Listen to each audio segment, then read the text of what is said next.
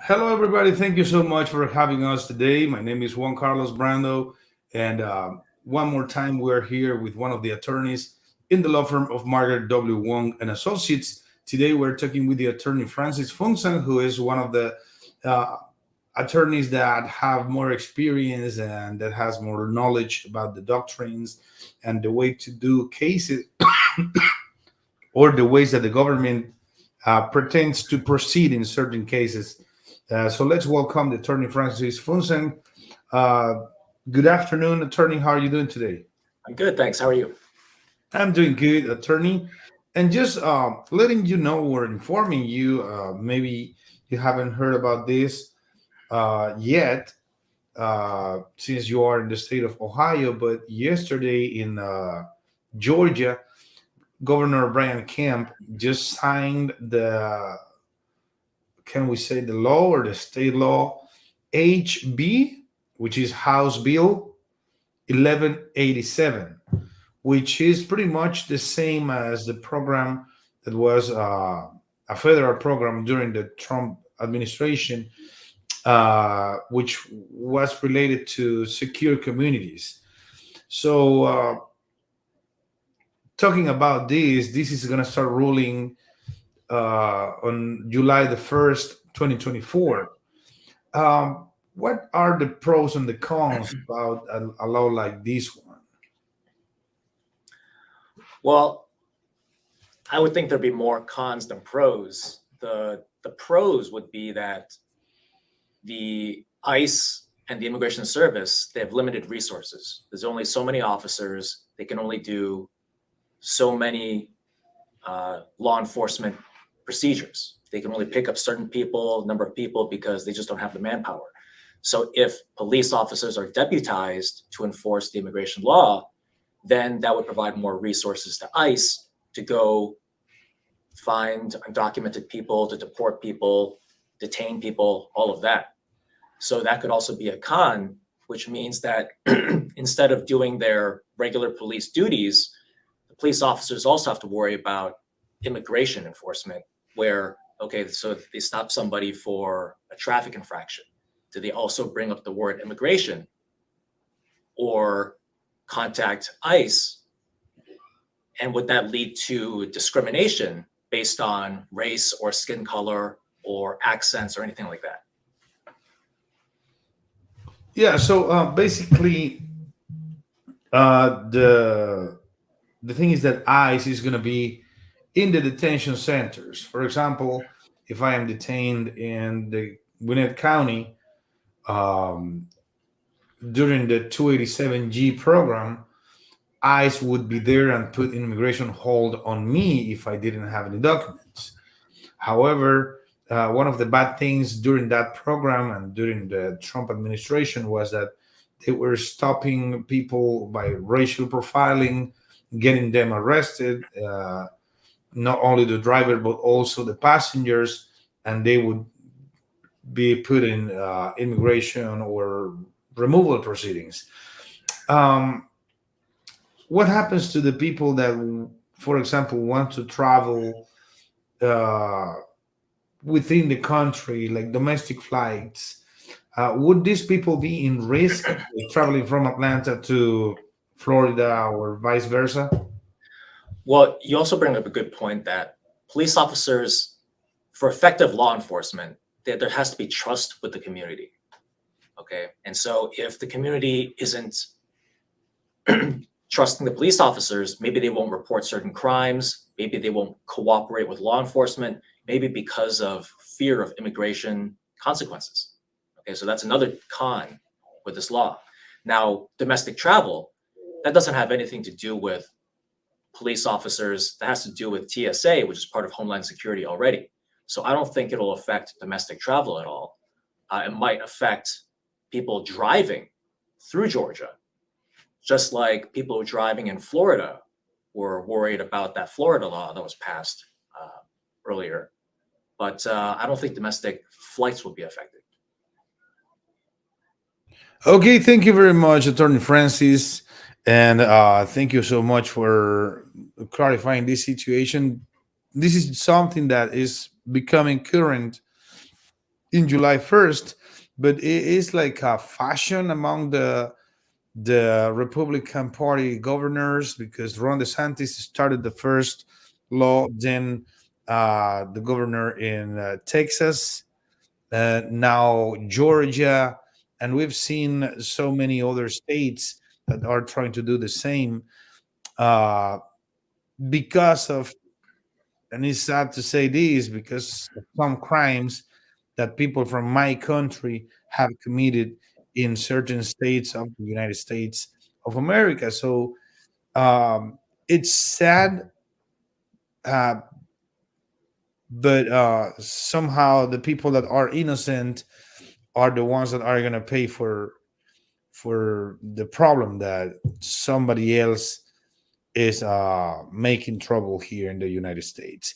So if I have been here in the United States for 10 or 11 years, and for some reason I get detained by the police, what defenses do I have um, not to be deported? Well, I mean, police officers don't have the power to deport.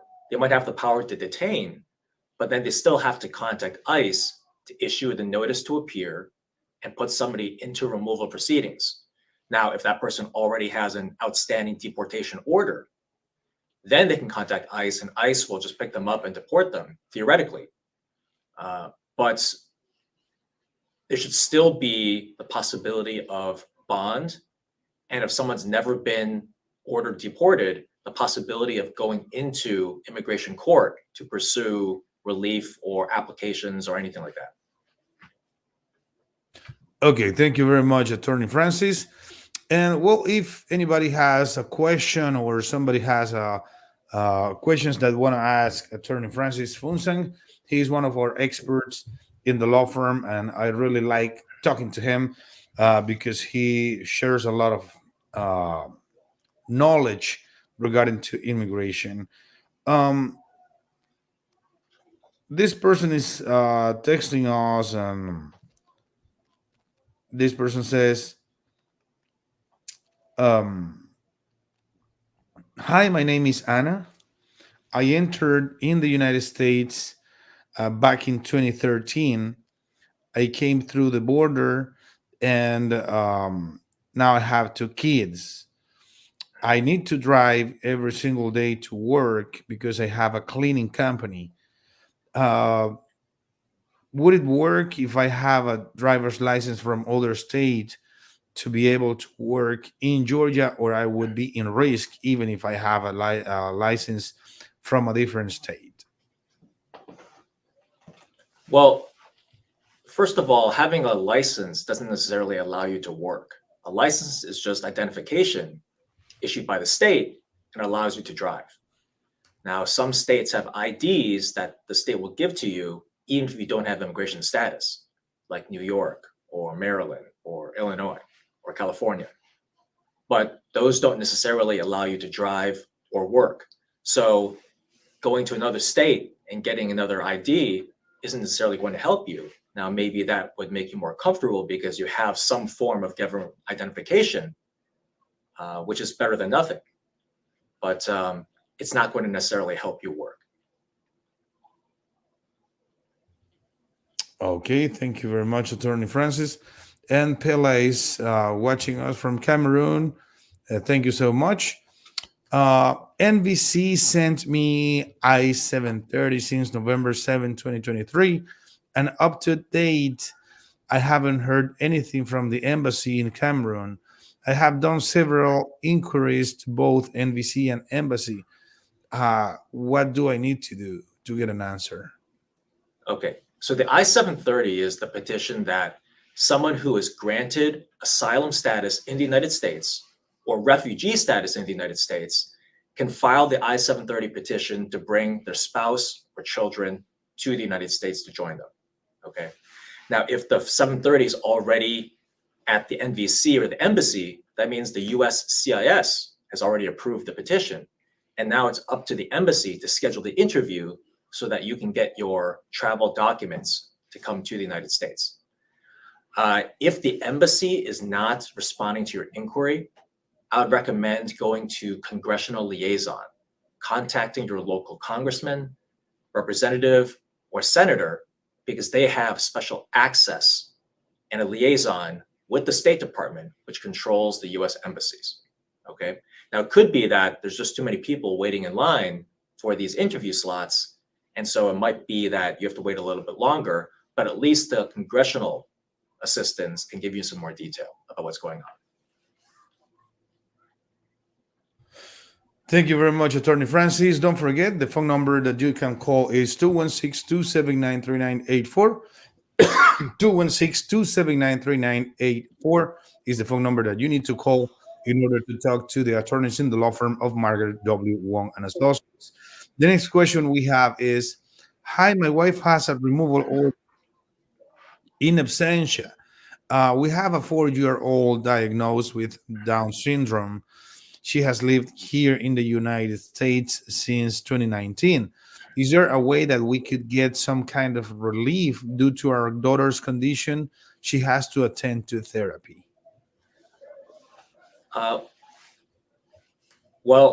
So a removal in absentia means that you have a deportation order because you didn't go to a court hearing. Now, to get any kind of relief, you probably will have to reopen that deportation order. Okay, and there are a couple different ways you can do that. You can file a motion to reopen explaining why you didn't go to court, that it was out of your control, or if you had some sort of exceptional circumstance, you couldn't go to court. Or if there's some benefit that you could apply for, like asylum, maybe there's discrimination you would experience or something you would experience if you and your child with Down syndrome had to return to your country. Maybe that's something that could lead to an asylum claim, and that you could use that to reopen the deportation order. Now, another possibility is if you have a removal order and you could possibly apply for a work permit because you have the removal order and that you are currently still in the United States. And so that's something you can check with an attorney about to see if you qualify for that. For example, people on order of supervision who report into immigration, they are eligible for work permits, okay? And so that removal order might allow you to apply for a work permit. Thank you very much, Attorney Francis. Don't forget, the phone number is 216-279-3984, 216-279-3984. How can you prove good moral character if you have a dismissed criminal record? Well, so good moral character, you have to prove good moral character with certain types of applications. If you apply for US citizenship, you have to show good moral character for the past 5 years or the past 3 years. If you're applying for a 10-year cancellation or cancellation of removal, you have to show good moral character for the past 10 years. Now, if the criminal record is dismissed and it is not a conviction, it should not be a problem with good moral character. You would just need a certified copy of the record from the court showing that the charges were dismissed.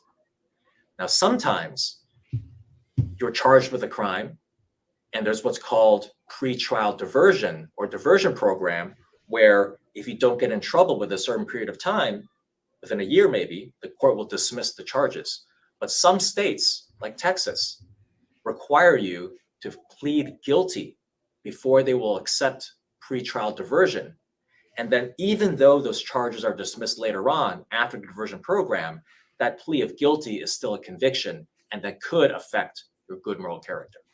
Okay, so question you have to ask your criminal attorney or to check with the court records, did you have to plead guilty before your diversion program and before the dismissal? If there's no plea of guilty and the charges were dismissed, you do not have a conviction. Thank you very much, Attorney Francis. And yeah, it's very interesting each case, and I just learned about this criminal records of how can they be dismissed or how can you prove the good moral character. So thank you so much, Attorney Francis, for clarifying this question for everybody. Next question we have is, hi, Attorney Francis. I am an engineer. I am Colombian. I've seen some advertising that engineers can migrate to the U.S. legally with a special visa. I am a civil engineer and I live in Colombia. Okay, so there's no special visa specifically for engineers. So you have to qualify for a particular type of work visa to come to the United States. And usually that requires a job offer from a US employer. The most common type of work visa for engineers is the H-1B. That's for what are called specialty occupations, jobs that require at least a bachelor's degree. Unfortunately, if it's a private sector employer, if you've never had the H-1B before, then you have to go through a lottery process. The lottery is held every March. And so this year's lottery is already done. There were 400,000 people who registered for the lottery. And so if you want to use the H-1B, first you'll have to get a job offer. And then the next time you can apply would be March of 2025. Now, if you do not get selected in the H-1B lottery, the question then is, do I qualify for another type of work visa? There's what's called an O-1. O-1s are for persons of extraordinary ability. It's not just because you're an engineer, you have to show that you are near the top of your field. Have you won any awards? Have you been mentioned in the newspaper or in magazines or online because of your work? Have you published any papers in journals or professional documentation? Have you been a critical part of a distinguished company? Okay. So there's different criteria. You have to meet at least 3 out of these 8 criteria to be a person of extraordinary ability in your field. There's no lottery process, but it's not easy to get approved. And you would still need a job offer from a US company to offer you a job. Okay. And so the alternative would be an employer could also sponsor you for the green card, but then you still need a US employer offering that job. So there's no special visa for Colombian engineers, unfortunately. Would they maybe qualify for the NIW program? The NIW is for what's called a national interest waiver. That's a pathway to the green card in the EB2, the second preference category. Now, you don't need a job offer. So it's all based on, how would I help the United States as a whole if I came to the United States? Would it be in the national interest of the United States for me to be here? Okay. And so you don't have to have a job offer. You can apply anytime, but you have to show your qualifications and how you would assist the United States. Just because you're a really good civil engineer doesn't mean that you'll automatically help the United States as a whole. Now, if you have designed certain types of technology, like gravel on the road, or you're well known for certain types of construction, and that could benefit the United States, well, maybe you can try the NIW petition. Okay, thank you very much, Attorney Francis. Don't forget, the law firm of the attorney Margaret W. Wong has offices in 7 cities of the United States of America. One of them is in Cleveland, Atlanta, Chicago, Columbus, Nashville, New York, and Raleigh, North Carolina. And the phone number is just one. It's 216-279-3984. 216-279-3984 is the phone number that you need to call in order to make an appointment, have your appointment set up, and be able to talk either to the attorney Margaret W. Wong or one of the attorneys in the law firm that are available to talk to you or to talk with you and discuss your case. So don't forget, the phone number is 216-279-3984. Hi, do you know anything about the law that Ron DeSantis is trying to bring in Florida that allows foreign medicine workers to come and work legally in that state without a need of certification, just by proving that they are professionals, active, and qualified? I don't know anything about that, but even if the state governor passes a law that would allow that, the foreign physician would still need an approved visa from the federal immigration service to come to the United States. And so maybe it might make it easier to become a physician without having to be licensed in that state, but you would still need an employer to file a petition for you for a work visa to come to get that visa to come to the United States.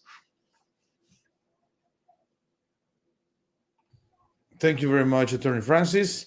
And this next question says, "Hi, I got my work permit, but my social security number didn't come. How can I get it?" Okay, so the work permit application allows you to apply for the social security number and receive it at the same time as the work permit. Now, the work permit comes from immigration, the USCIS, but the social security number comes from the Social Security Administration. So they're mailed in separate envelopes. If you did check off the box on the work permit application form to request that social security number, it might take a few weeks for that number to come after you get the work permit. Now, if you did not check off that box to request a social security number, then you have to go to your local social security office in your city to apply for a new social security number.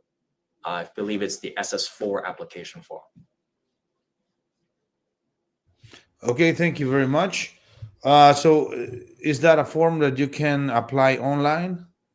Well, you can download it online, but you have to actually bring it to the Social Security office. You can't just do the whole application online. Okay, perfect. And what happens if the person walks into the Social Security office? They take care of them, or they kick them out and send them to do the process online? No, they should bring the work permit, their passport, and possibly their birth certificate to the Social Security office, and they should be able to help them there. Okay, thank you very much, Attorney Francis.